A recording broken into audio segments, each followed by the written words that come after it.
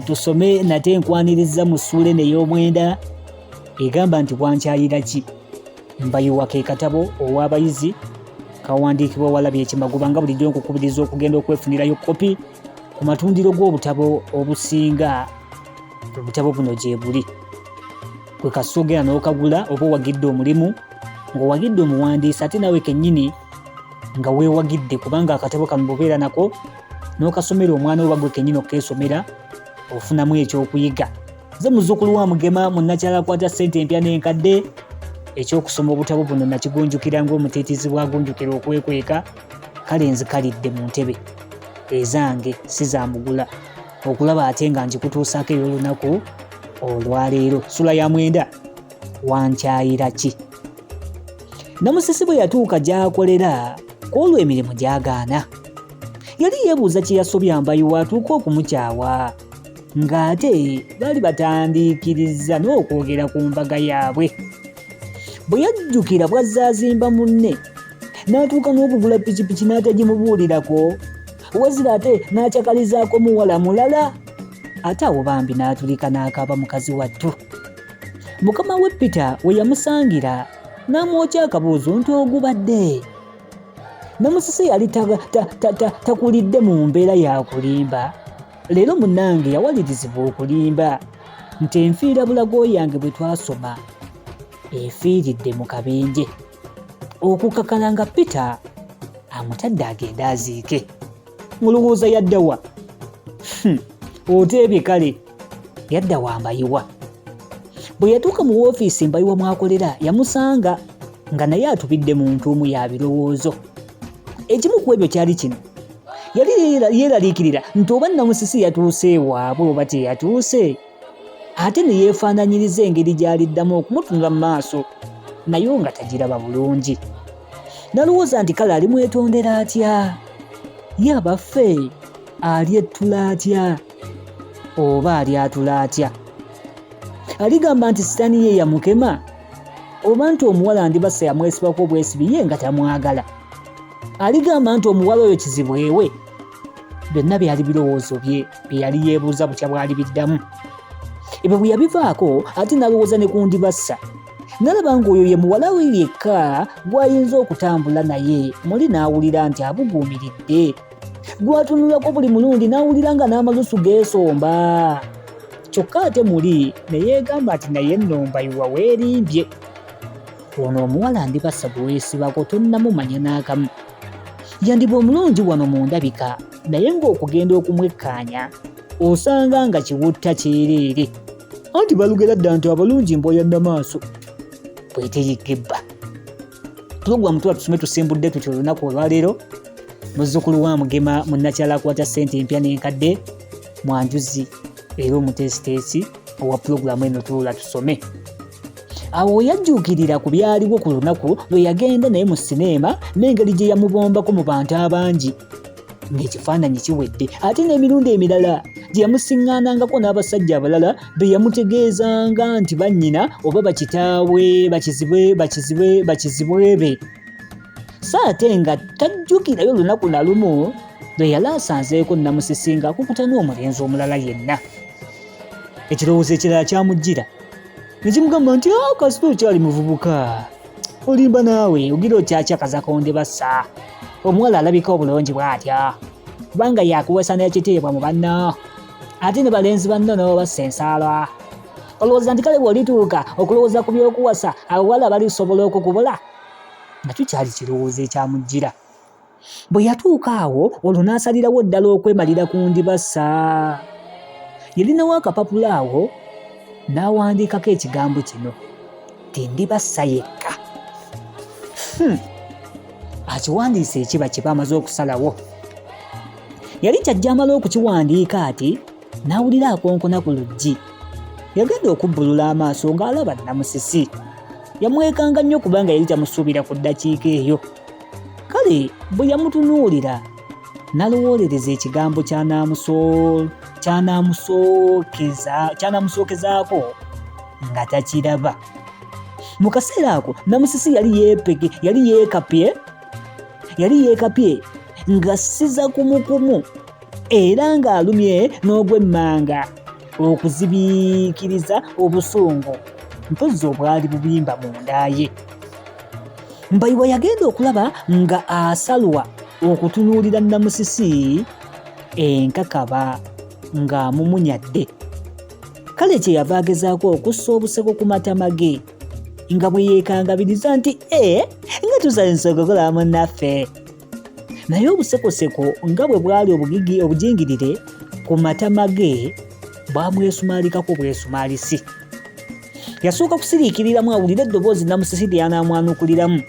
Ekyamuzimuukiriza yagenda okulaba nga Namusisi atandise kubega mimwa nga kuggyayo katambaala ke ng'atandika kufumbukula maziga agalinga mukoka. Kale bwe yamutunulako n'asoberwa ate nga tamanyi na binaddirira.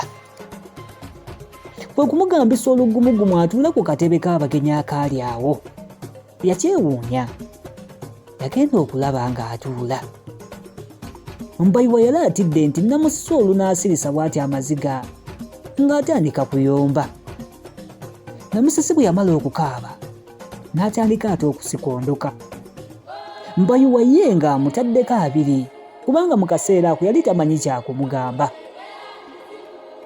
Bwe yateebanga okumuwooyawooya ate n'atya nti yandirugulira gye lutaggulirwa. Ate bwe yateebereza okumuleka akaabo bakala asikondoke yekye ng'atya banne ate kye bayinza okulowoozaamu nga bayengedde mu ofiisi ye. Awo Namusisi we yayogerera mu ddoboozi erijjudde ennaku n'okwagala nti gamani mba erinnya lya Mbayiwa teyalimalaayo ate nadda mu buto okukaaba mukazi wattu. Eddoboozi eryo Mbayiwa lyamutengula nnyo emmeeme. Ate bwe yalaba amaziga munne gaafukumula wamma gwe ne gujabagira. Yali ayagala asituka agenda amusiisiitire era amwetondere. Naye n'atya nti ate si kulwa ng'amwekansulako ate n'aswalira awo. Ate bwe yateeba okufuluma agenda amulekewo kubanga emmeeme ye yali emunenya nnyo olw'okulaba ng'omuwala ng'oyo munakuwavu bw'atyo olwakubeera ye. Kale ne yeebuuza gy'adda nga naye otalabayo. Kwe kukwata ekkalaamu nakkira okugirumaaluma ng'agezaako okulowooza naye nga ne byalowooza tebijja. Yali akyali mu ebyo essimu n'evuga n'agikwatirawo okwejjuukiriza ate nga ndi basoono. Yamulimba nti okubye enkola nnyo. Kale ononkubirako edda mukwano. Bw'atyo Mbayiwa bwe yaddamu ndi basanga akubye essimu. Okuzibiikiriza ebibuuzo ebingi ku ssimu eyo Mbayiwa yayangwa mangu nnyo. Wuyo asituse ku ntebe n'agenda mpolampola ng'ali mu kutya. N'akwata ku kibegabega kya Namusisi n'amusiisiitira ng'amukubaakubako nti Namusisi. Namusisi bambi tonnyiigira nnyo bw'otyo. Yamugamba nti nze wuwo gwe wange. Kale Namusisi n'amwesangulako ng'anyeenya n'ekibegabega. Mbayiwa kwe yali akutte nga bw'amugamba nti nze nvanko. Mbayiwa yamuddamu mu ddoboozi erikkakkamu nti Namusisi, kati kiki ekikunyiiza okutuuka awo? Awo Mbayiwa n'afukamiza evviivi limu erya ddyo ku ntebe Namusisi kwe yali atudde. Omukono gwe ogwa ddyo n'aguyisa ku kibegabega n'aba ng'agenda okumutigaatiga ebbeere. Eno nga bw'amugamba nti mukwano Naamo, kiki ekikutuusizza wano wonna? Namusisi n'amusammulako eri omukono gwa Mbayiwa n'agwesammulako. N'agamba nti nzenta ngenda otigeetige muganzi wo.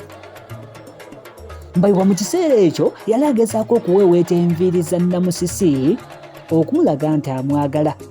N'amwebuuzisa nti ate gwe ate baganzi bange baliwa abo boogamba? Kale n'amutunulako mu maaso ng'amwenyamwenya mpozi asobole okumenya omutima gwe. Naye Namusisi yanyeenya bunyeenya mutwe. N'agezaako okwettaakuluzaako emikono gya Mbayiwa nga bw'ayogeza n'essungu nti nakugambye edda nze nvaako lekako ndigirira. bambi kikazi kyatto.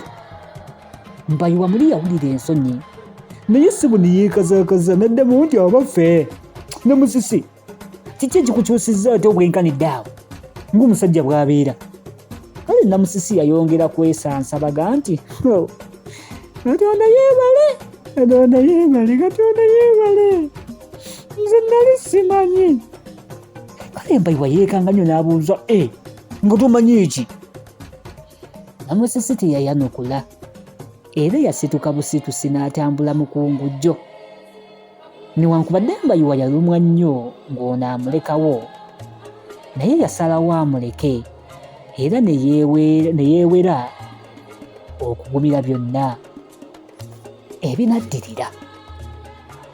Bwe nkugamba nti nkomyawo olunaku olwaleero kirinamu obuzibu, kubanga essuula tugikubye oluku mu mutwe.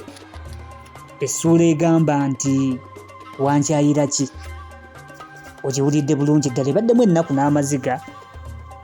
Kale bye bibeera mu mukwano, yenna yagukola bw'atyo nga gulimu essanyu ate gutuuka essanyu guleeta amaziga.